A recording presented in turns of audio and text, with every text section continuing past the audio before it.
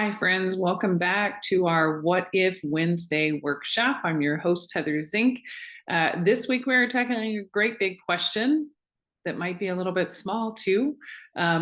What if small changes created big fulfillment? So sit back. Hopefully, you got your notebook out. We're going to kind of talk through some pieces here. But if you're working through week 2 of Monday Morning Joy, you know that we are working through experimenting with little tweaks in how we match our energy with our core values. And so hopefully we've been thinking about things like what is the smallest change you could make that would have the biggest difference in your work joy. Today we're going to learn together.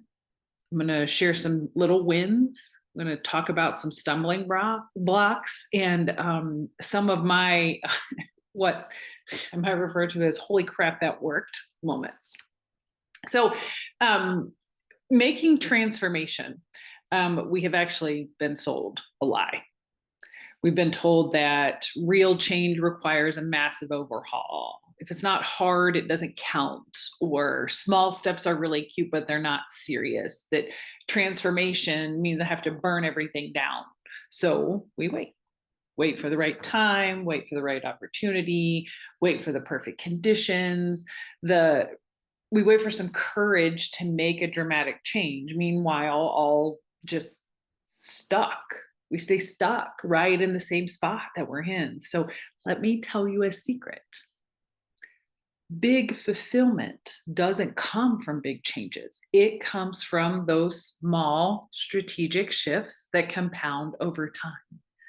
Micro changes create that macro impact. You're going to hear me basically say the same thing in a lot of different ways. Hopefully that something will sink in. But we've heard of the Pareto principle, 80-20, right? 80-20 of your joy at work. You don't need to fix everything. 20% of your changes will actually create 80% of your fulfillment, and it will increase. So your job isn't to optimize every aspect of work, because guess what, friends? It's not possible. It's really to just identify those high leverage changes, the ones that shift everything else. But you may be thinking, Heather, what's a small change? What is a change that can be considered small? Because sometimes small is considered insignificant. But I'm going to flip that a little bit on you and give you a couple things to think about. Small means it requires no permission from others. Guess what? There's more things that you don't need permission for that you think you do. It takes less than 30 minutes for you to implement it. It costs you nothing or very, very little. You can start this week. You can start today. And it doesn't require a title change or a new job, but those small changes can have a massive impact. This is about thinking through strategic minimalism and not settling for where you're at. So let me talk to you what actually works. These are real changes from real women, some mine, some of those of the community that I want you to hear. Blocking that focus time. Treat it as sacred time for you. Starting your meetings 5 minutes late to create some buffer time. Maybe you start them 7 minutes late or 3 minutes late. So instead of starting your meeting at 1, you started at 1:03, 1:06, something to create that buffer. Maybe the next time that instead of doing the auto yes, you say, can I check my capacity? Let me check that and I'll get back to you. Learning that little phrase, let me check my capacity and I will get back to you. That is critical for your success, my friends. 15-minute walks between intense work periods.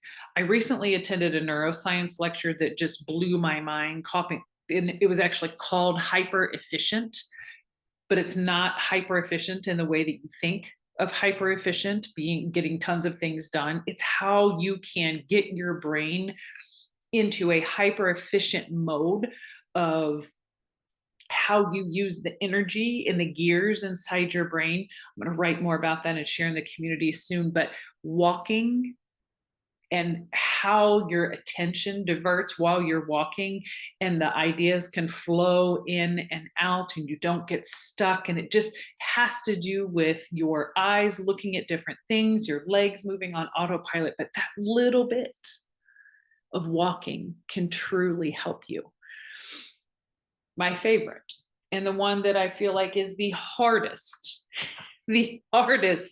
for us to do, is to close Slack for your deep work period. Did you hear me?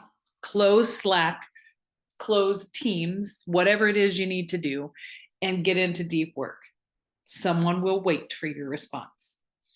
But the common thread behind all of those ideas is creating tiny boundaries for massive relief for yourself.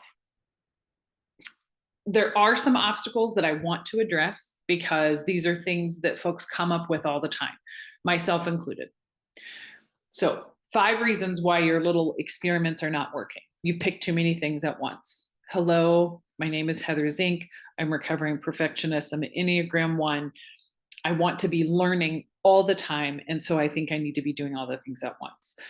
The biggest thing I have learned, and it really has been within the last 5 years, is that too many things at once, it's not going to happen. Your brain can't handle it. Your body can't handle it. And then you feel failure and then you just stop. Friends, it is my go-to.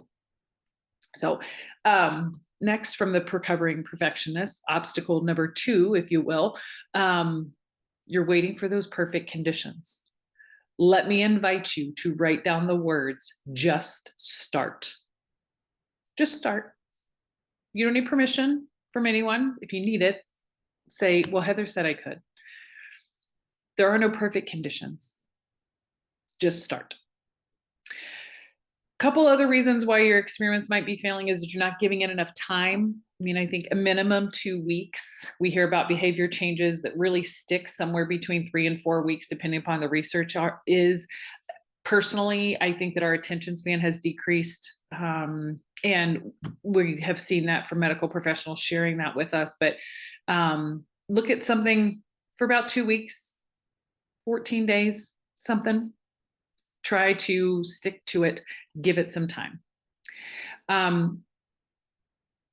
Number 4, you're doing this alone. We're isolated enough as it is. We get isolated inside our phones. We're isolated in our house. We're working remotely. You're not making meaningful conversation.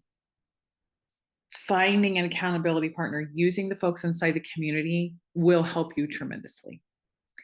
And then finally, this is something, a practice based on my work in higher ed and in training. And the number one thing that makes things stick more than any other is reflection. So if you're not tracking what actually changes, if you're not writing down and thinking through, if you're not paying attention to that and really reflecting on, oh, this is working, and writing it down, you're not going to make that meaningful change. And so even with those obstacles, I want us to shift back and just start to think about how one small change can have this compounding effect. And even though it doesn't feel revolutionary, I want you to kind of walk with me through maybe the next 6 weeks. Start blocking 30 minutes on your calendar today. By next week, you're going to see that focused time actually produces better work. So then by the next week, maybe you're going to notice that better work is leading to more confidence. Would that be great? We all want more confidence. More confidence leads to better boundaries. If you have confidence in yourself, you can start to set those boundaries bigger. When you are setting the boundaries, so now we are 5 weeks in, more energy. More energy leads to more joy. 6 weeks. 6 weeks. Little bitty changes over time. That small change leads to this big train reaction. And that's where transformation occurs, babies. That's where it occurs. So if you're looking for, let's talk through some specific examples of what you can do. If you are looking for a change that leads to the biggest ROI, maybe you're looking for more energy. Protect that first hour of your day. Or take your lunch break. I'm going to say it forever. Obviously, I enjoy food. You're going to hear me continue to talk about it. Take the actual lunch break. Or work on setting a time at the end of every day for you to end work. That to-do list is going to just keep going. Doesn't matter what you're doing. Doesn't matter if you have an hourly job or a salary job. Ending work at a set time, closing the book, not opening it up until you get back the next day. So those are some energy micro changes you can make. If you're a person, you're like, Heather, I really have an understanding of my energy, but I'm sort of just lacking in why am I doing this? I feel like I've lost the why. I'm sort of just in this rut. I want you to connect one of your tasks that you're doing every day to your bigger why. If you haven't explored what your actual why is, let's talk about that. Monday Morning Joy really helps you to dig into your core values and understanding why you are doing this. So think about that, but can you connect one task every day to your bigger why? Asking yourself, how does this serve the mission before saying yes? So the mission of your company, the mission of your department, your mission for yourself, your mission for the bigger purpose before you say yes. And then finally, spending about 10 minutes per week. That's little time. Remember, little time on work that only you care about. Let that sit for a second. Can you imagine if you took out your notebook, opened up a piece of paper, digital, paper, either one, doesn't matter. Set a timer for 10 minutes and just started writing about something or doing some kind of work that only you cared about. Just think about how that would impact on the larger scale. Couple more examples here of things that I have done. Asking my manager which projects mattered most. I had someone that I reported to, and they were a very innovative person, and I loved it. And the energy around them was just so exciting because our company at the time was not doing well. And so tons of ideas. Well, I'm an idea person. And so, okay, let's take some of these and execute. Well, when you get 7 or 10, sometimes it felt like it was just 10, it was just coming all the time. You don't know how to prioritize that. So I actually went to this person. And again, I'm in that confidence stage. I was in that stage and went to my manager and I said, listen, I have to show you visually where I am. This is me showing up as my authentic self as Heather. I cannot do all these things at once. So can you help me understand what are the 3 that matter most right now? Because working a little bit on 7 is never going to accomplish the big part of those 3. Another thing that I have done most recently when I started going through the Monday Morning Joy. So you're saying, Heather, you built Monday Morning Joy. Don't you just live it? Well, sometimes, but I am actively going through it as a student and really just changing little things each time. And so I actually started, one of my habits and experiments has been, what if I don't open my phone until the coffee is ready? I used to, and I am wanting to decrease the amount of time I just kind of scroll and do mindless activities on my phone, because I saw that morning capacity in my brain just didn't exist when I was doing it. And so instead, what I have done is I will get up. I'm not hitting the snooze button. That was a great big change. Don't hit the snooze button. So that was week number 1. Week number 2 was to not touch my phone and open it until after the coffee was made. So I get up, come out, push the button on the coffee. I make it the night before. Friends, I wish I could get into a fancy habit of making fancy coffee, but we have a general Mr. Coffee machine. Everything goes in the night before, push the button. During that time, I'm letting the dog out. I'm drinking water, walking around, and stretching. My daughter and I have recently started working out together. So my muscles are sore. So I'm just stretching. It's just these little things, that little shift of do not touch your phone until the coffee is made has helped me tremendously. One more thing that I used to see when I was working in a corporate environment is people didn't ask questions, but then after the meeting, we would all be confused. Well, if you stop doing that and you actually ask for a clarifying question or just say, hey, can you clarify? Is this how I understand it? And you can summarize what that is, or just ask, can you explain that again? Guess what? Everyone else is probably confused and they don't want to say it. So think about how to do that. But notice that none of these things are big dramatic changes. I didn't go out and buy a new wardrobe. I didn't go out and try to start running a marathon to make these little bitty changes are increasing my energy just off the charts. And so I want to kind of shift in now a little bit into some more common challenges that you might be facing. One of them being blocking time. I've tried blocking time, Heather, but people still interrupt. Turn off. Let me repeat. Turn off Slack. Turn off Teams. Block on your calendar to where it says busy and turn off your notifications. Try to start doing that. My manager wants instant responses. Well, this is true. Some of them do. Maybe let them know I'm going to start checking messages at 10, 2, and 4 so that I can stay focused on this other work, and maybe explain to them that I'm struggling, feeling like I'm getting interrupted by my own team or my colleagues or this and that. I really want to get this done. Letting them know when you're checking messages. My workload is too high for any of this. Friends, that's exactly why you need it. Small changes are going to create capacity. So I want to talk about that a little bit more. I'm too busy for small changes. No, you're too busy because you haven't made small changes.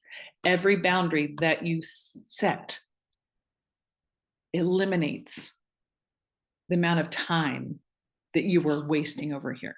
Every yes without thinking costs you energy. Every lack of focus time costs you effectiveness. You are not too busy for this. You are too busy without it. I need you to start working on those small changes. They don't add to your plate. They actually clear it. Do you see what happened? Just the example that I shared with you before of I stopped scrolling and started doing other things.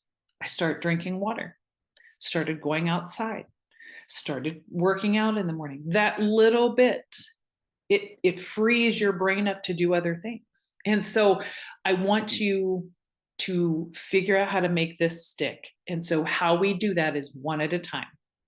So hopefully you're working on one change right now. So you're going to implement that.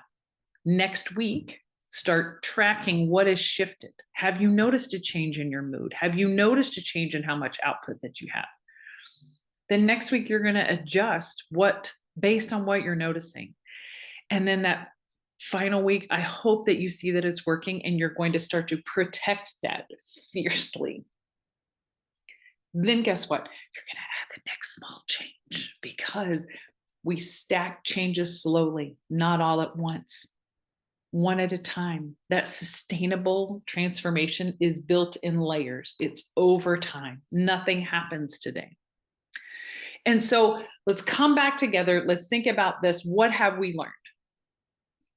We have learned that small changes feel uncomfortable at first. Growth, not failure. That's growth. The uncomfortableness, that's where you're learning. You need much less permission than you think.